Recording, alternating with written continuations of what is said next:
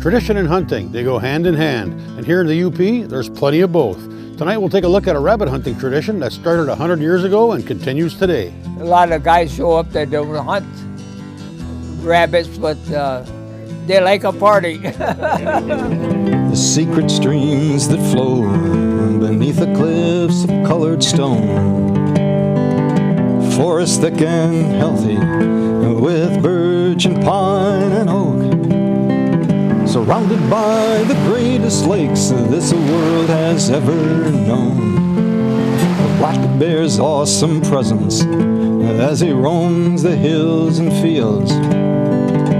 Call of the timber wolf, the loon's lonesome trill. The eagle soaring high above, the trout lies deep and still. These are what I treasure, the only way I measure feelings that I have for this fine land. There is so much to discover when you're a long-time lover of northern Michigan.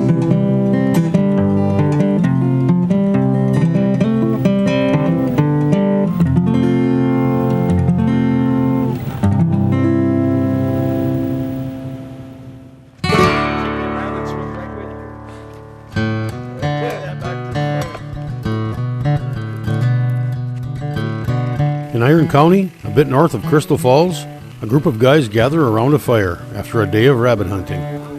In the distance, the sound of a lone beagle. The last dog and hunter still out trudging through the snow in hopes of one more rabbit, or maybe just a little more time in the woods. They are here not by chance, or for just a random day of rabbit hunting. They are here for an annual traditional hunt known as the 12th District Mafia Rabbit Hunt. This has been taking place for close to 100 years. I'm not sure anyone really knows where that name came from, but it certainly dates back a long time. That picture we showed you, my dad was in that, and that was in 1927-26.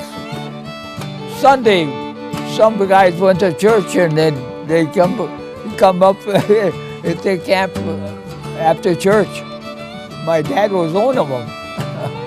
In 1927, Calvin Coolidge is president. The beginning of the Great Depression is still a couple of years away, and the country is in the middle of Prohibition.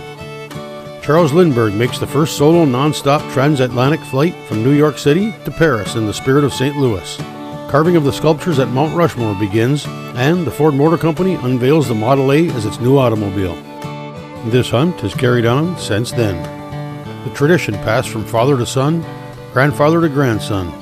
The names of some of the guys standing around this fire are the same names as those in that 1927 photograph. We're used to a long base history here of generations. I'm a second generation of it from my father, and now my son is here with me, and quite a few of the others are sons that are related to the originals that have been coming out here.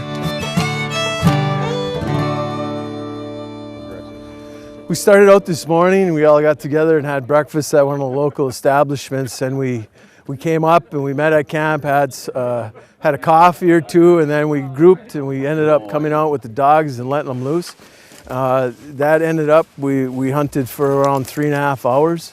So we're with a group from Crystal Falls. I've been doing this hunt annually since 2005, and we're bringing Morgan out. She's a 5-year-old, 13-inch.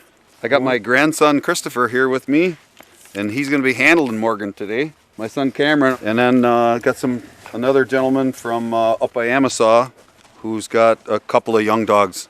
So we'll go out there and see what we can do. I think we got 15 guys in the woods, so we should get some rabbits, I hope. Conditions seem to be pretty good.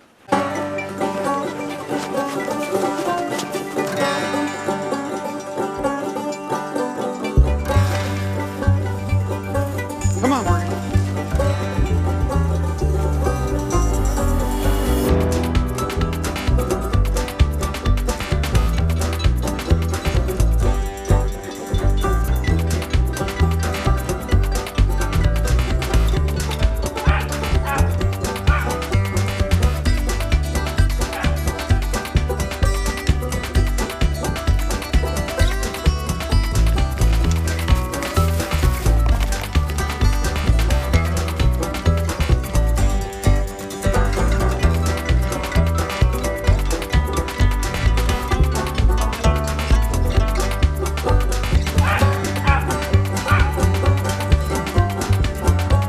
So basically what happens, they get out in the woods and they start just sniffing around trying to find a trail of a rabbit that's relatively fresh. Once they find one that seems fresh, they track on it until it gets to be more of a hot track. Once they get hot, they start squeaking, and the hotter they get, the more they start to bark. 2 of the dogs have gotten together, and they got a pretty good race going right now. They were right up here by the road where we're at, and they kind of hooked around and went making a circle back, but they'll be back here pretty soon, I'm pretty sure, so we'll be ready for them.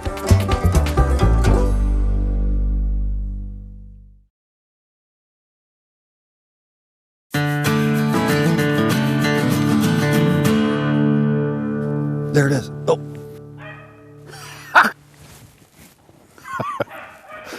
Another one that got away. The dog's in here, and that rabbit came from the other way, going in by the dog. Whoops. Well, that's the end of that hunt. We were really successful this morning. We had a lot of rabbits on the dogs this morning, and then we went back and had a traditional lunch that we've always had for years. A little chopa, a little suppressa, a little fontanille cheese. We had a little Dago Red in our coffee. We had a good lunch and some more discussions, and it was a good morning hunt. And we came back here again, and we let the dogs loose, and we had some more success this afternoon. Basically what we do is, in field trialing, we put the dog underneath a measuring device, and we measure what we call the withers, which is basically just behind the shoulder blades on the top of their front shoulders. And we measure basically the height of the dog, and if they're over 13 inch, they're classified as a 15-inch dog. If they're 13 or under, then they're classified as a 13-inch dog. Come on, hunt them up, come on. Come on, girl, come on, girl. It's kind of fun with that little 13-inch dog. She's probably only a little over 12 inches. And there's that big male over there. He's a 15-inch dog, and they got a pretty good race going. That little dog, she's got such short legs, and this snow is probably 1.5 to 2 feet deep up here in Amasa, so that little dog's got a lot of work to do to keep up to that big dog. It's kind of fun.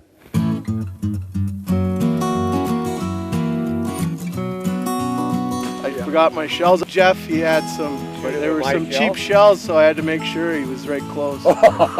Carrying the mail, hip shot. He come out of the woods and I got him, yeah. I hit him in the rear end. Sorry, Rabbit, but I thanked him. And then the dog came and thanked the dog. We've got about, this is probably our largest group in many years that we've had here to come out and hunt. That counts, I guess, eh? That's pursuit. Is that one on the board then, or no? No. It wasn't on a dog. I didn't bring it back here.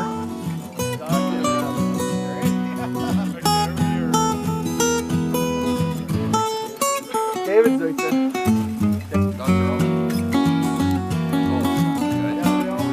We'll be going back to camp and having a great dinner of some prime rib, and there'll be some of the old timers back there today. There'll be a lot of conversation. We'll have fun with them, listening to their stories. Have a little more Dago Red and maybe some grappa along with that. Is that made with Everclear? Oh, you got a gold? That's it. Sure.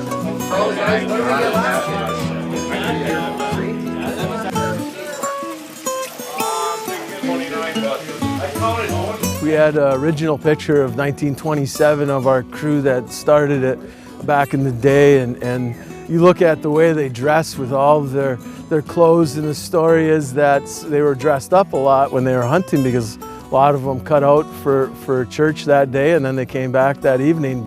Beachicos had it many years. He was a shoemaker in town for many years, and he would have that rabbit hunt way back in the 20s. He died many years ago, but then his son took it over. He kept the rabbit hunt going. They had to move their camp because the power company flooded that Way Dam. So we got some land from the mining company given some land on Liver Lake. That camp got moved from the original spot back to another area away from way down backwaters because they would, the Michigami backwaters, they flooded it. So that had to be an extraordinary day for them to try to move that camp. You can imagine the work that had to be involved for them to preserve that camp and take it and move it and put it back in the original spot. And the family sold the property, and then they decided to come to this camp here because the family sold that land. So we've been keeping the history going, had different camps throughout the area. I think we're at our third camp. It's interesting history how they persevered back then. I mean, the roads weren't as well as they are today. You know, they didn't have it plowed. They had to plow or drag whatever they were going to do with probably horses and ancient machinery. But if you look at that picture closely, every one of them, their lives back then wasn't as easy as we have it today. And they all had smiles on their face. Could have been the grappa and the Dago Red, but I think they just enjoyed coming out in the great outdoors and enjoying what we have.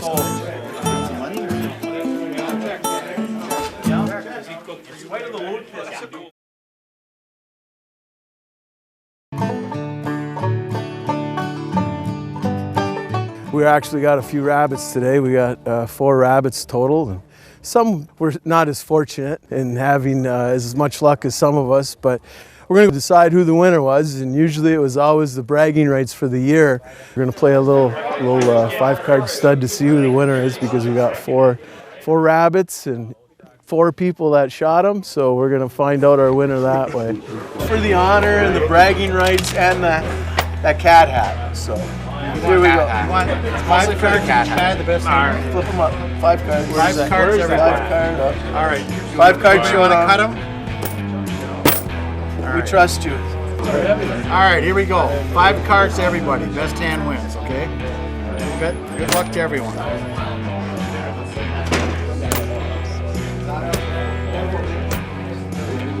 Whoa! That's so, come on. Oh, look at this. That's good. That's all right. For the winner of the rabbit hunt, because they each got 1 rabbit. Come on, that's all. Last card. Oh. Ooh, nothing. There's 7. That's it. There's 7.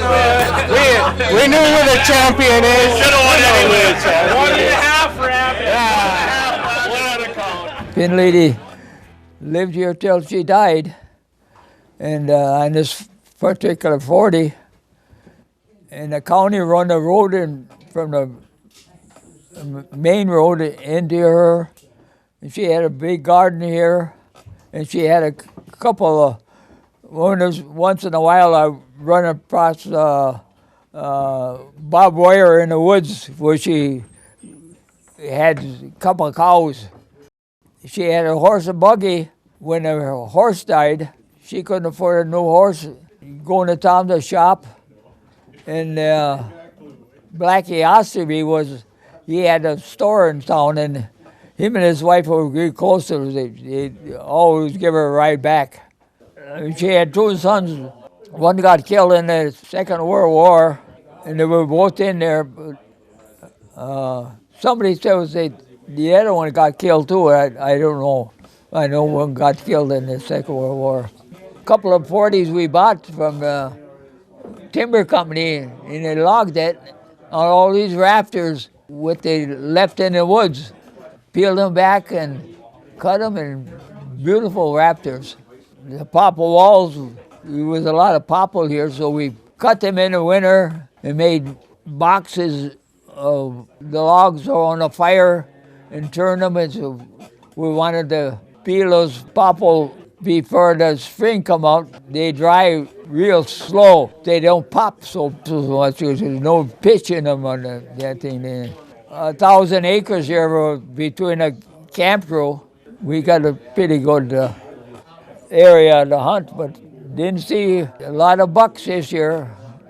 That one there with the skeleton in there, one of the guys wounded it and couldn't find it. We found it in the spring. Porky's chewed on the horns a little bit. Anyway, I want to thank you all. Larry Beachico is here with us. I appreciate him coming. We've had it at his camp for so many years. Him and his father and his brother and their family put it on for us and carried it on way back to the beginning. I just want to bring up some of our past people, like Jack's father, who was just you know, if you've seen the clipboard going around, that's where it started back there. And you look at the rabbit hunt, he pounded it in and kept us going. He handed that off to me, and it was like a cherished prize that I have to keep up, and I have to find one of you slackers to keep that going, so I will. So, you know, what a great day. We've got a lot of our family and friends that have gone ahead of us to guide our way into that hunting ground. So we miss them all, and they're all in our hearts, and I can't sit here and name one because there's so many that we all will have in our hearts. Let's remember all those who aren't here, and let's have a good time the rest of the night. Drive safely on the way home. Thanks to everybody for coming. Thanks for cooking. Thanks for organizing. And in Jesus' name, amen.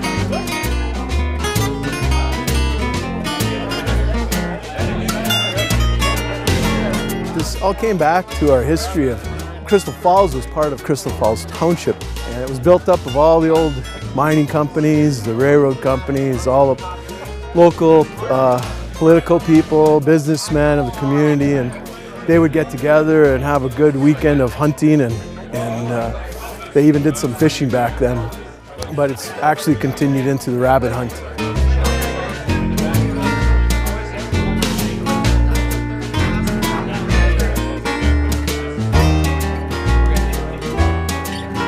So it's still kind of like those 1927 days up here right now. Not a lot has changed, except the roads are a little bit better, but it's still a huge wilderness, and we really like to come out and enjoy it.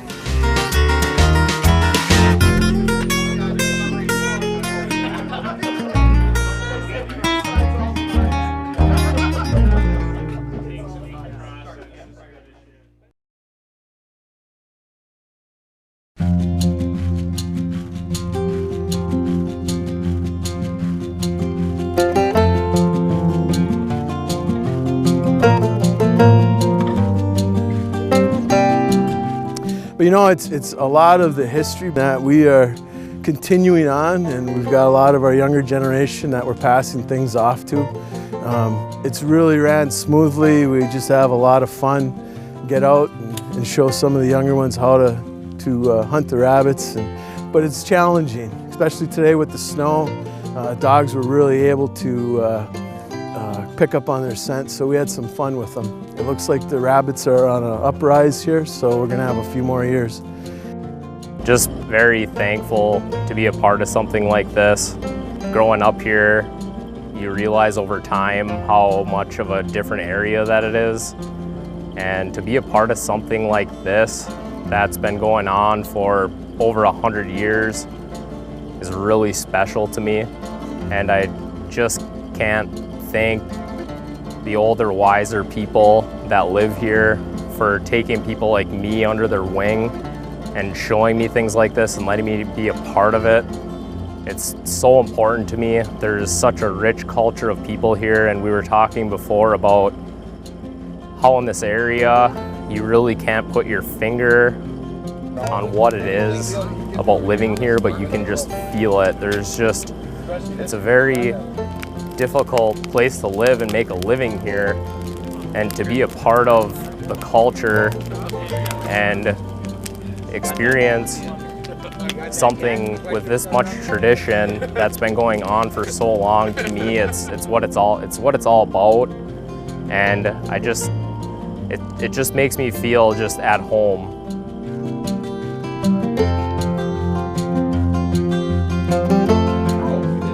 You know, and that's what gets me the most is how we look at our area and how we continue a lot of our annual events. And this is one of them that I look forward to. I know a lot of we look at deer season and fishing season, but you know, getting out here and you'll hear the conversation and the background of everyone's story and what happened to them today and how the dogs were reacting. And you were witness to some of those stories today, how we joke with each other, and that's what it's all about. We just come out and, you know, there's so many that came before us that we respect because they taught us how to respect the land, how to enjoy the land, and how to really enjoy each other and respect each other, and that's what we're all about, and we just enjoy being out. Over time, you see all these people that have grown up here and how their personalities are. We're following in the footsteps of people that made it and were able to make a living here and live here and thrive here. And that's so important to me, and I can't thank everybody, the generations before me, my grandfather and the generations before him. I can't thank and appreciate those people. There's no words that I can put to it. It's just such a great feeling to be able to live here, and I wouldn't have my life any other way, period.